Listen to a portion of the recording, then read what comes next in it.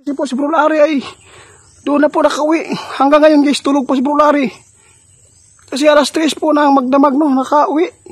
Maraming salamat po sa inyong tupad po sa usapan natin. Asan po yung taong ahas para magpapasalamat po ako sa kanya? Kaibigan, wala dito? Bakit po? Ang sabi po ni kaibigan dito guys, naintindihan ko yung pinapabot niya. Yung taong ahas dito guys ngayon, wala na. Ibinabalik na po niya doon sa kanilang kaharian. Dahil po ayaw po daw niya na makapinsala pa dito sa area na to. Libre na po yung may-ari ng lupa dito. Totoo yung kaibigan? Ha? Maraming salamat po ha.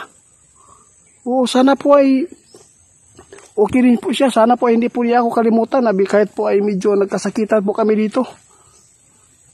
Ikaw po, hindi ka ba aalis po dito sa area na to? Salamat.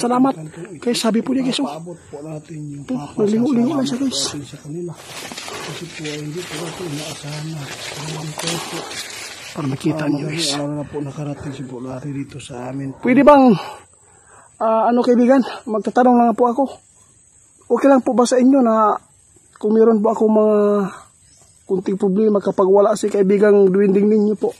Pwede ba akong lalapit po sa inyo para makahingi po ng advice po sa inyo? Ano pong ipapaabot po ninyo sa mundo po ng tao ngayon? Ano po? Guys, nagpapasalamat po daw siya guys sa atin dahil po kasi mapapatunayan po natin ang sabi po niya dito. Hindi po lahat ng engkantong itim masama. Kasi po kapag itim daw, masama na po daw. Ha? Pwede ka bang magsalita ka na lang, kaibigan? Salamat po, salamat. Ang sabi po ni kaibigan guys, buti na lang po daw guys, na tayo ay nakapag-experience po dito na i-explore po yung area. Kasi po, meron po tayong maipakita at makikita po lang mga tao na yung engkantong itim at saka yung engkantong puti. Magkatulad lang sila guys.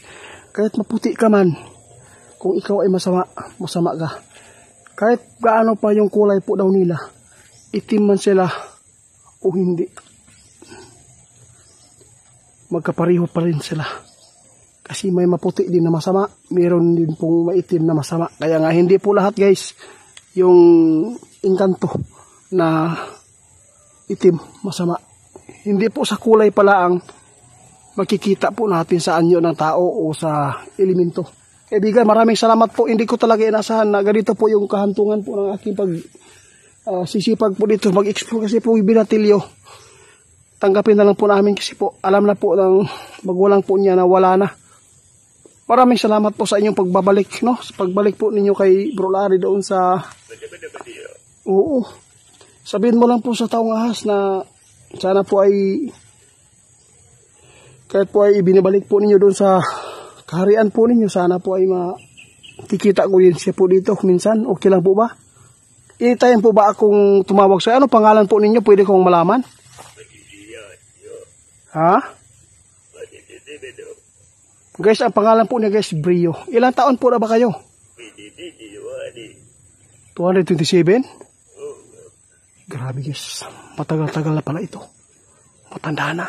227 years old po siya guys. Grabe, ganito pala. Marami po ba kayo doon sa inyo? Marami pa daw sila guys. Ano pong gagawin po ng mga tao? Kung yung mga tao ba na hindi po nila mabati, ano pong gagawin nila para hindi po sila mabati? Ano?